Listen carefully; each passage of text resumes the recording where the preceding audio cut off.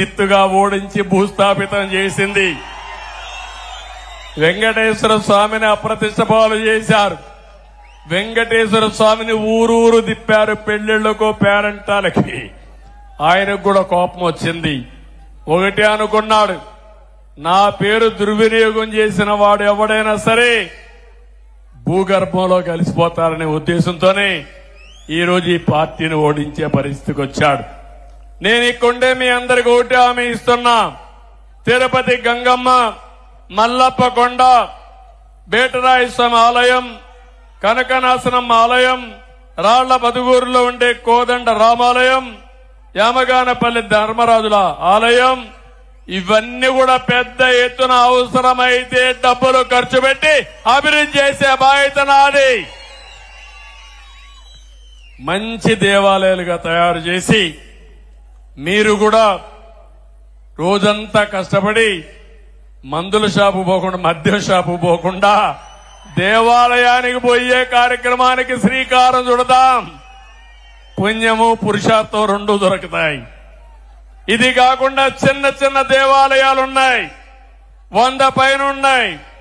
అవసరమైతే ఓ దేవాలయానికి 10 లక్షలు 20 లక్షలు కావాలంటే ఇచ్చి పూర్తిగా అభివృద్ధి చేసే బాధ్యత తీసుకుంటాం. ఇది కాకుండా బీసీ, ఎస్సీ, ఎస్టీ హాస్టల్స్ ఉన్నాయి. హాస్టల్స్ అన్ని దెబ్బతిన్నాయి, చాలా ఇబ్బందుల్లో ఉన్నాయి. అవి కూడా బాగు చేసే బాధ్యత తీసుకుంటాను. ఇప్పుడే కలెక్టర్కి ఆదేశాలు ఇచ్చా. 1 వారంలో యాక్షన్ ప్లాన్ తయారు చేయండి. పేద పిల్లలు చదువుకునే హాస్టల్స్ గాని, కాలేజీలు గాని కనీస అవసరాలు ఇవ్వాల్సిన అవసరం ఉంది. వసతులు ఏర్పాటు చేయాలని చెప్పి చాలా స్పష్టంగా చెప్పాను. ఇంకో పక్క అన్ని గ్రామాలకు మొబైల్ ఫోన్లు. మా తల్లి అయితే ఫోన్ తీసుకొని మొత్తం షూటింగ్ చేస్తా ఉంది, మీటింగ్. కానీ ఇక్కడి నుంచి ఇంటికి పంపించాలంటే ఓసారి బ్యాండ్ విత్ లేకపోతే అక్కడికి పోయే పరిస్థితి ఉండదు. అందుకే అన్ని మారుమూల గ్రామాల్లో కూడా బ్రహ్మాండమైన నెట్వర్క్ ఉండేట్టుగా, బ్యాండ్ విత్ ఉండేట్టుగా చేసే బాధ్యత తీసుకుంటాం. ఇప్పటికి ఒక 4-5 గ్రామాల్లో లేదు, అది కూడా చేస్తాం. ఇప్పుడు మనం చూస్తే రామకుప్పం అటవీ ప్రాంతంలో గంజాయి కూడా సాగు చేస్తున్నారంటే ఈ వైఎస్ఆర్ కాంగ్రెస్ దొంగలు. అంటే గంజాయి పెరట్లో పండించే పరిస్థితికి వచ్చేశారు వీళ్లు. అందుకే ఉక్కు పాదం మోపతాం. గంజాయి ఎవడైనా ఎక్కడైనా సాగు చేసి నిన్ను మాత్రం వదిలిపెట్టమని చెప్పి మరొకసారి ఈ సభ ద్వారా హెచ్చరిస్తున్నా. నిన్నే ఒక కమిటీ కూడా ఇచ్చాను. 5 మంది మంత్రులతో ఒక కమిటీ వేసి 100 రోజుల్లో ఒక యాక్షన్ ప్లాన్ ఇచ్చి ఆంధ్రప్రదేశ్ ని గంజాయి రహిత రాష్ట్రంగా, గంజాయి అనే మాట లేకుండా చేయడం కోసం ఒక స్పష్టమైన కార్యక్రమానికి శ్రీకారం చుట్టారు. అదే సమయంలో కుప్పంలో హింస, నేరాలు, ఘోరాలు, అవినీతి, దోపిడీ జరగడానికి వీలు లేదు. ఒకప్పుడు నేను చెప్పేవాడిని, పోలీస్ స్టేషన్ అవసరం లేదు, కోర్టుకు పోకూడదు, అప్పుడే మనం అభివృద్ధి అవుతామని చెప్పాను. కానీ ఈ దుర్మార్గులు వచ్చి అన్ని ఎస్ఐల్ని నేరాలు చేపించడానికి ప్రోత్సహించారు. వీళ్లే దొంగలకు కాపలా పెట్టే పరిస్థితికి వచ్చారు. దానివల్ల చాలా అరిష్టాలు జరిగాయి. అవన్నీ కూడా ఎక్కడికక్కడ నిర్మూలించే బాధ్యత నాదని మీ అందరికీ హామీ ఇస్తున్నా. నేను ఒకటే మిమ్మల్ని అందరినీ కోరుతున్నాను, సంకల్పం మంచిదైతే భగవంతుడు కూడా సహకరిస్తాడు. నేను ఇక్కడికి వచ్చినప్పుడు మీటింగ్ స్టార్ట్ చేస్తే వరుణ దేవుడు వచ్చాడు, తొంగి చూశాడు. కానీ వరుణ దేవుడిని కోరుకున్నాం, మేము మహాయజ్ఞం చేస్తున్నాం, మంచి సంకల్పం చేయబోతాం, కాబట్టి కొంత టైం మాకిమ్మంటే వరుణ దేవుడు కూడా కరుణించాడు, ఆశీర్వదించి. అవునా కాదా? నమ్మకం ఉందా లేదా మీకు? అవునంటే గట్టిగా చేతుల పైకెత్తండి, గట్టిగా చప్పట్లు కూడా చెప్పండి అవునని. ఈరోజు కుప్పంలో మనం చేసే సంకల్పం మన జీవితాలని మార్చే సంకల్పం. నేను నా రుణం తీర్చుకోవడానికి ఇక్కడికి వచ్చాను. నేను ఏం చేయబోతానో స్పష్టంగా చెప్పడమే కాకుండా మిమ్మల్ని అందరినీ భాగస్వాములు చేయాలనుకుంటున్నాను. మొన్న ఎన్నికల్లో ఒక్కసారి మీరు ఆలోచిస్తే సమైక్య ఆంధ్రప్రదేశ్ లో కూడా కుప్పం ఎప్పుడు మొదటి 3 స్థానాల్లో ఉండేది మెజారిటీలో. కానీ మొన్న మాత్రం ఎక్కడ చూసినా 95,000 మెజారిటీ మంది 47,000 95,000 వచ్చాయి. అంటే వన్ సైడ్ గుద్దేశారు అక్కడ.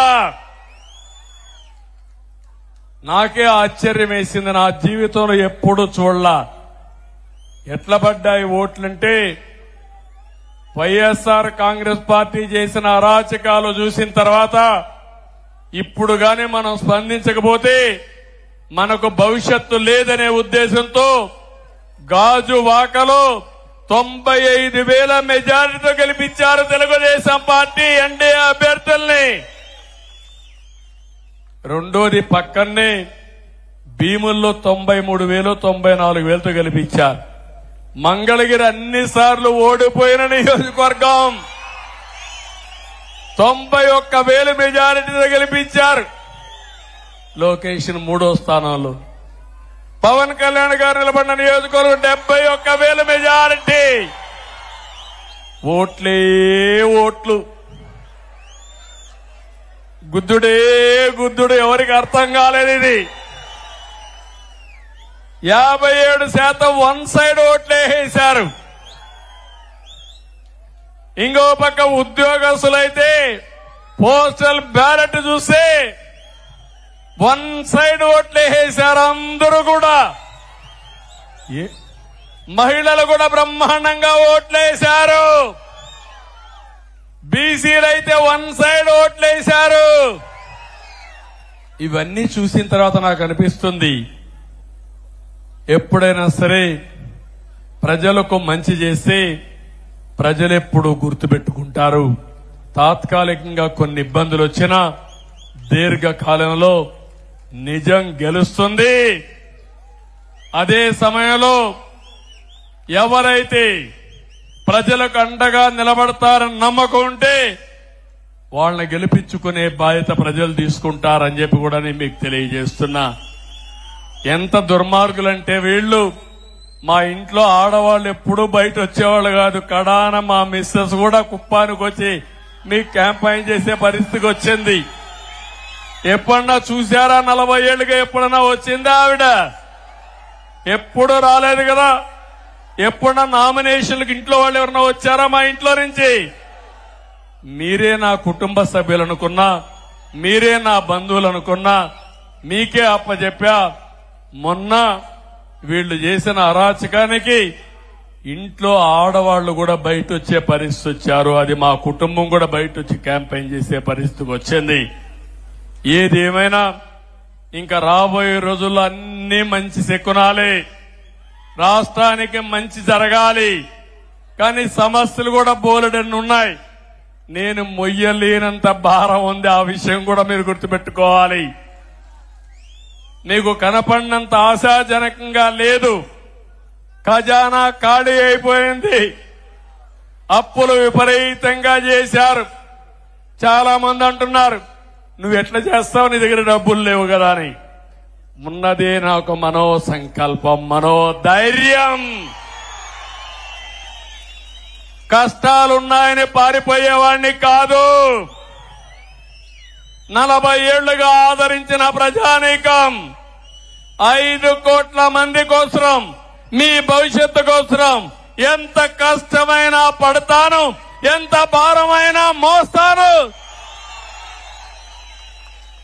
తిరిగి రాష్ట్రాన్ని గాడిన పెట్టే బాధ్యత నాదని మరొక్కసారి మీ అందరికీ తెలియజేస్తున్నా.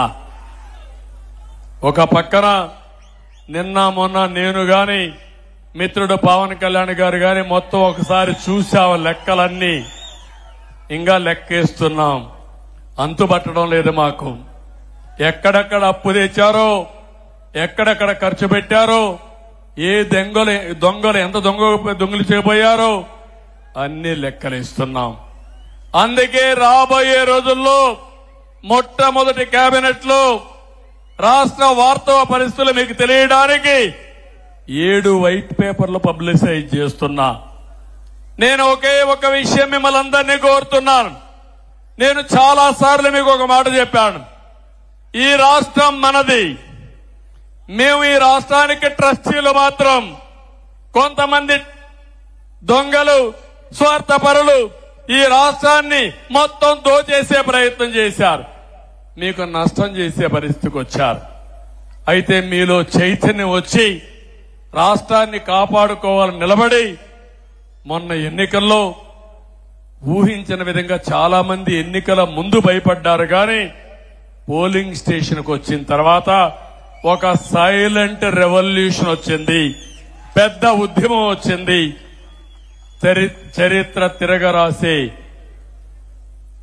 అవకాశాన్ని మీరు తీసుకున్నారు. అందుకే మేము 7 వైట్ పేపర్లు చూసి, 1 రాష్ట్ర ఆర్థిక పరిస్థితి, 2 పోలవరం సాగునీటి ప్రాజెక్టులు పూర్తిగా విధ్వంసం చేశారు, 3 అమరావతిని సర్వనాశనం చేశారు, 4వది మీరు ఒకసారి చూస్తే ఎక్కడ చూసినా మద్యం ఏరులై పారి నాసిరకం మద్యం తెచ్చి ఈ పేద ప్రజల ప్రాణాలు తీసే పరిస్థితికి వచ్చారు. 5వది భూగర్భ ఖనిజ సంపద, ఇసుక, గ్రనైట్, లాటరైట్, ఒకటి కాదు అన్ని దోచుకునే పరిస్థితికి వచ్చారు. అదే సమయంలో ఇంకా 7 సబ్జెక్టులు పెట్టుకుని 7 సబ్జెక్టుల పైన వాస్తవాలన్నీ మేము ముందర పెడుతున్నాం. అదే సమయంలో మీరు ఒకసారి ఆలోచిస్తే మేమేదో ఇంకొక విధంగా వాళ్ళు చేయలేదని బ్లేమ్ చేస్తూ ఇంట్లో కూర్చోవడం కాకుండా నేను ఒక మాట చెప్పాను. మొదటి 3 సంతకాలు పెడతానని ఆ రోజు మీ అందరికీ హామీ ఇచ్చాను.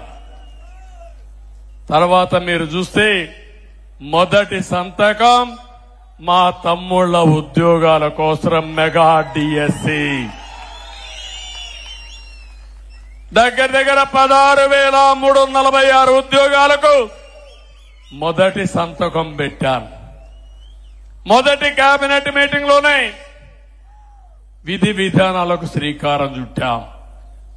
తొందరలోనే ఉద్యోగ నియామకాలు చేసి మొట్టమొదటిసారిగా డిఎస్సి ద్వారా మా తమ్ముళ్లకి నిరుద్యోగులకు ఉద్యోగాలు ఇచ్చే బాధ్యత మాది. అన్ని రకాలైన టీచర్ పోస్టులు ఇస్తున్నాం. అదైన తర్వాత పేదవాళ్ల కోసం పింఛను పెంచడం, పేదవాళ్లకు పింఛన్లు ఇచ్చే విధానానికి శ్రీకారం చుట్టింది నందమూరి తారక రామారావు గారు. మొట్టమొదటిసారిగా 35 రూపాయలు ఆయన పింఛను ప్రారంభించారు. దాన్ని 75 రూపాయలు చేశారు.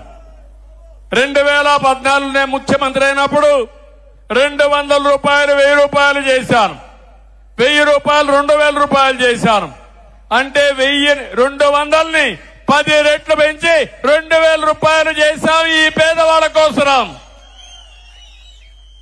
ఇప్పుడు మళ్లీ 3000 ఉంటే 4000 రూపాయలు చేశాను. ఏప్రిల్ నుంచి ఇస్తానన్నాను.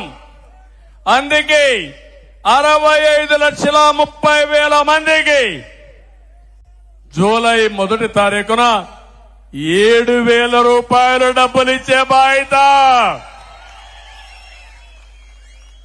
ఆ రోజు ఎన్నికలప్పుడు చెప్పారు, వాలంటీర్లు లేకపోతే మేము ఇంటి దగ్గర పింఛన్ ఇవ్వలేమని.